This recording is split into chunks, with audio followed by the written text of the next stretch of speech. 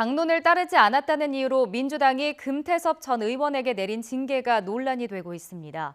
과거에도 진보정당이든 보수정당이든 당론과 배치된 행위에 대해 징계를 한 적이 있었는데 유독 민주당의 경우 논란이 더 커 보입니다. 왜 그런지 이대건 기자가 전해드립니다.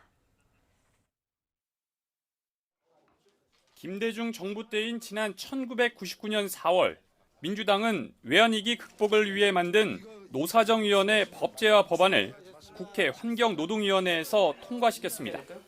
당시 한나라당 이수인, 이미경 의원도 힘을 보탰습니다. 법안 통과 후 민주당 의원들의 악수까지 받았지만 두 의원에게는 제명 등 중징계가 내려졌습니다. 역사적 신념이라든가 정책 소신이라든가 이것을 이해하고 인식하지 못하는 그 정책 미숙성, 이 반로라고 생각합니다. 민주당 사례도 있습니다. 2009년 말 노동관계법 처리 과정에서 당론을 어겼다는 이유로 당시 추미애 국회 환경노동위원장에게도 1년간 당원 자격 정지라는 중징계가 내려졌습니다.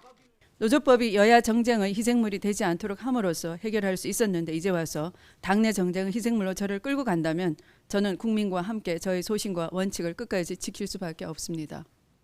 예상대로 보수 언론이 나서 추 위원장을 적극 옹호했고 추 위원장은 실제로 서울 명동에서 장애투쟁에 돌입하기도 했습니다.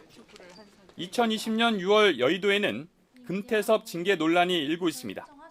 현 정부의 핵심 공약인 고위공직자 범죄수사처 법안 처리 때 기권표를 던져 징계를 받았는데 징계의 근거가 된 민주당의 강제적 당론과 당규가 국회법은 물론 헌법에 위반된다는 게 핵심입니다.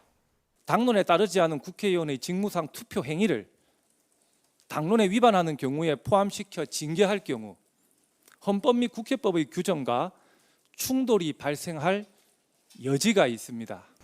게다가 경선 탈락이라는 정치적 평가를 이미 받은 상황에서 징계까지 내린 건 부관참시라며 통합당과 보수 언론이 연일 비판하고 있습니다. 여기에 진보 언론까지 가세해 징계를 풀어야 한다며 기사를 쏟아내고 있습니다. 그런데 이런 사안이 있을 때마다 유독 민주당의 엄격한 이유는 무엇일까?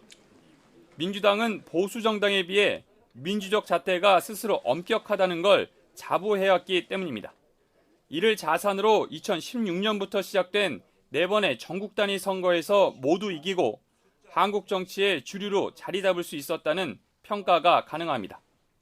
민주는 더 이상 거부할 수 없는 한국 정치의 핵심 가치가 되었다는 의미이기도 합니다.